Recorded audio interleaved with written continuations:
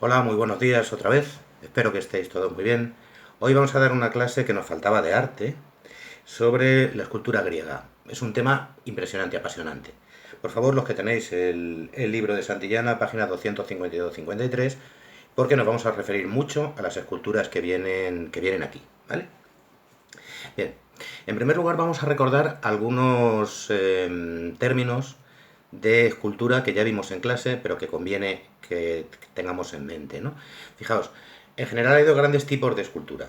Está la escultura de bulto redondo o escultura exenta, que es aquella que tú ves la escultura y puedes dar una vuelta alrededor, que no está pegada a la pared ni a ningún sitio. Acordaos que hicimos un poco el tonto en clase con esto, ¿no?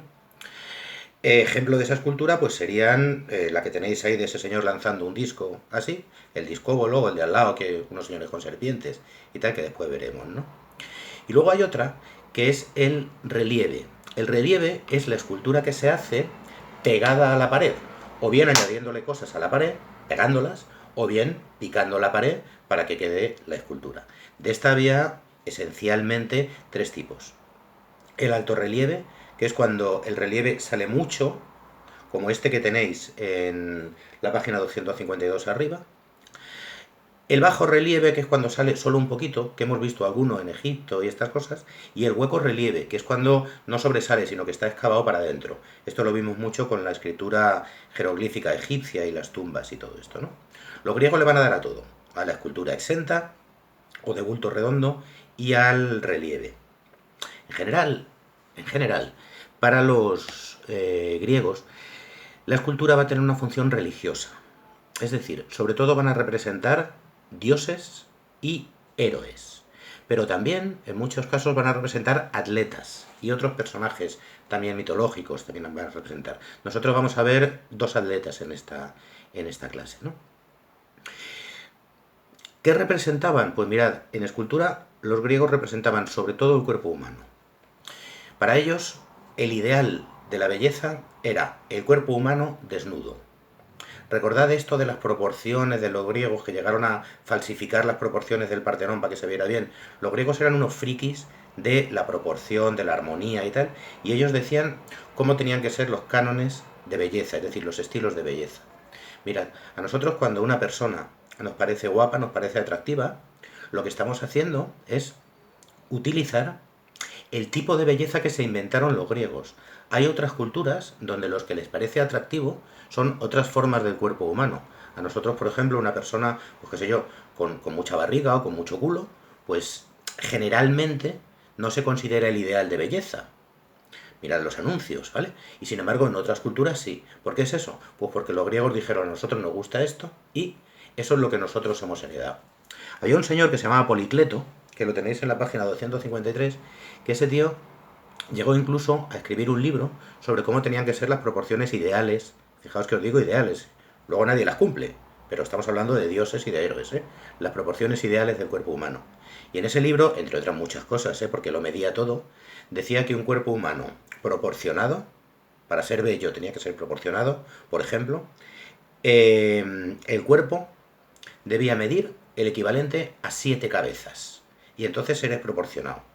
Yo, si hago un pequeño experimento ahora, yo tengo una cabeza de 25 centímetros, lo cual quiere decir que yo, para ser proporcionado, debería medir entre unos 75 y unos 80. O sea que para un griego clásico yo soy desproporcionado, ¿vale? Vosotros ni os midáis que estáis creciendo todavía, ¿eh?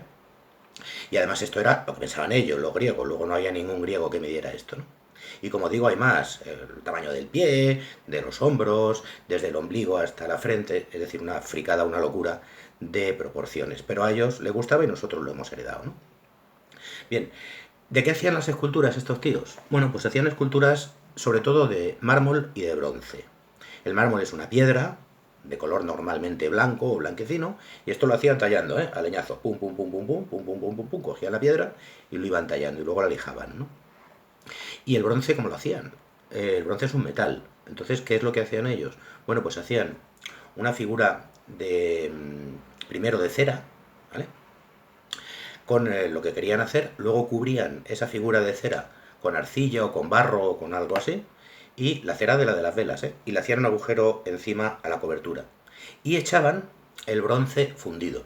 Como el bronce fundido estaba muy caliente, la cera se iba derritiendo por dentro del molde, ¿vale?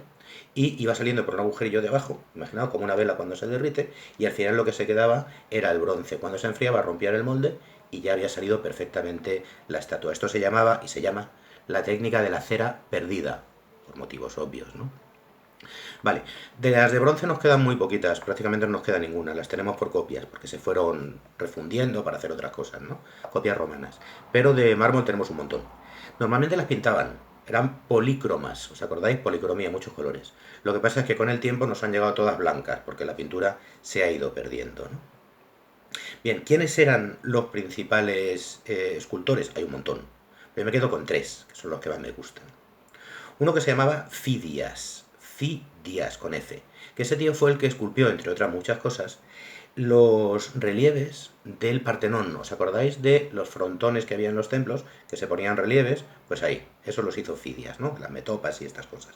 Y tenéis un ejemplo en la página 252 arriba, precioso, súper proporcionado.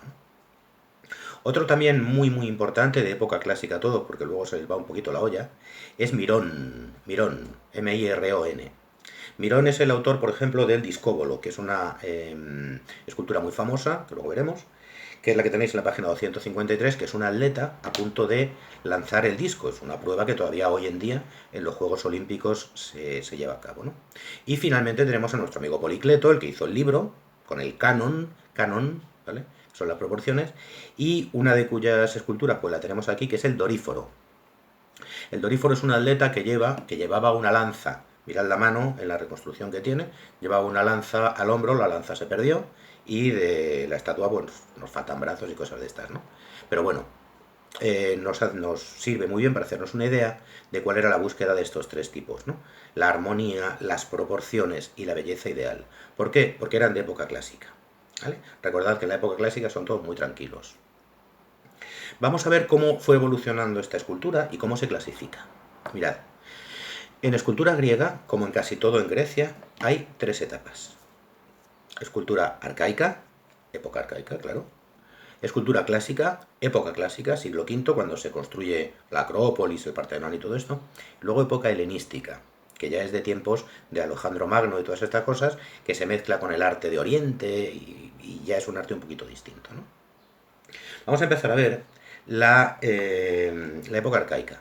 Mirad, en época arcaica hay unas estatuas que se llaman kuros, que en griego quiere decir muchacho, o koré, que en griego quiere decir muchacha. Normalmente pues son estatuas eso de hombres y de mujeres jóvenes que aparecen con una actitud muy curiosa, ¿no? Los brazos pegados al cuerpo, la pierna normalmente izquierda adelantada, el hombre desnudo, la mujer con una especie de túnica que se llama peplo, y con mucha influencia, si os acordáis de la escultura egipcia, muchísima influencia en la composición, ¿vale? Esta rigidez. Los ojos son unos ojos así almendrados, y la sonrisa es como una sonrisa forzada, que se llama sonrisa arcaica. Arcaico quiere decir antiguo, recordadlo, ¿no? Y la composición, es decir, la forma de la escultura, es como muy seca, como muy inmóvil, y las esculturas no tienen casi expresión. Es como si fueran un muerto, ¿vale? Eso de no tener expresión tiene un nombre muy bonito. Se llama hieratismo, con H.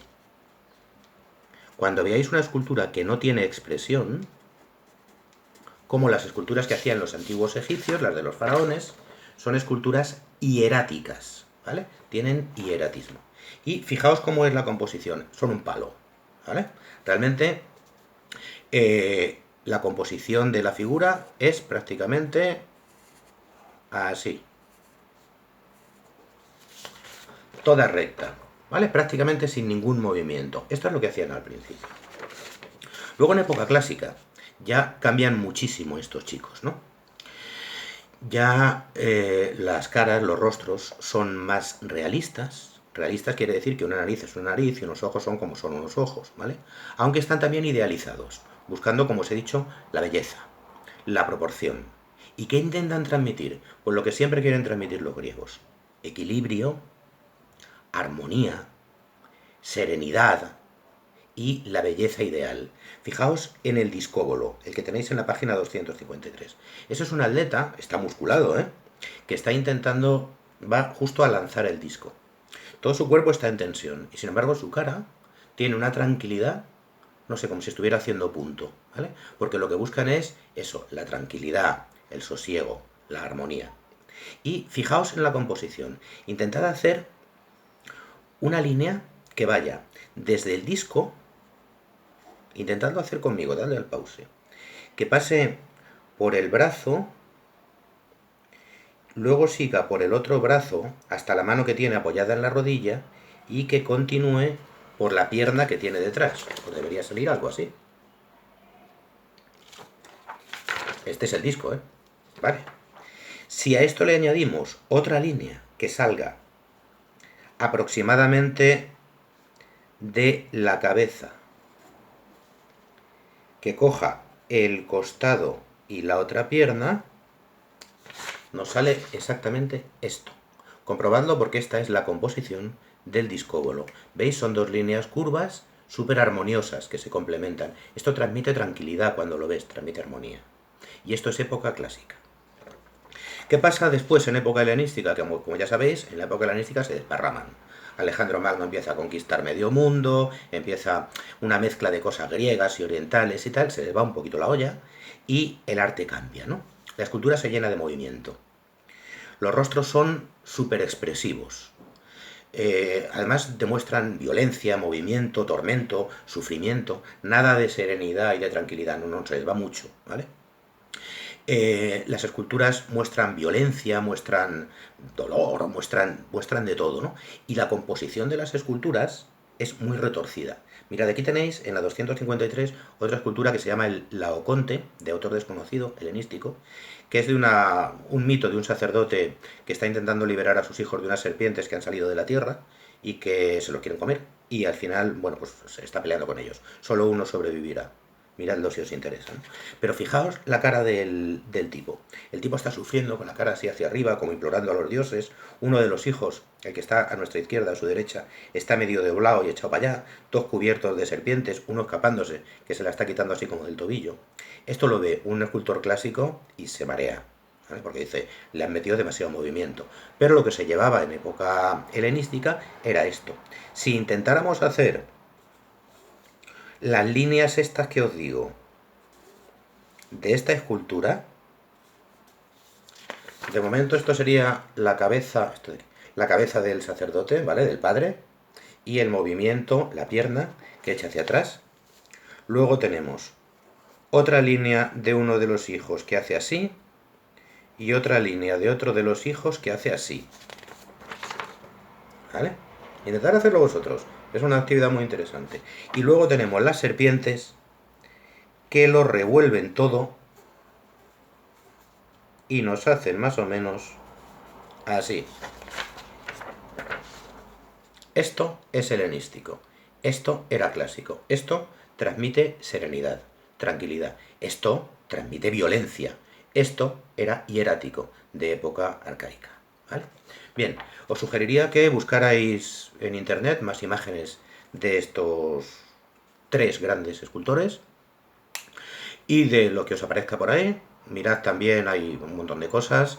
La Venus, por ejemplo, la clásica que aparece sin brazos, que se le rompieron, y muchas más. Idlo mirando, mirad relieves también, y ya os pondré tarea sobre este tema y os pondré un test, ¿vale? Espero que os haya gustado. Chao.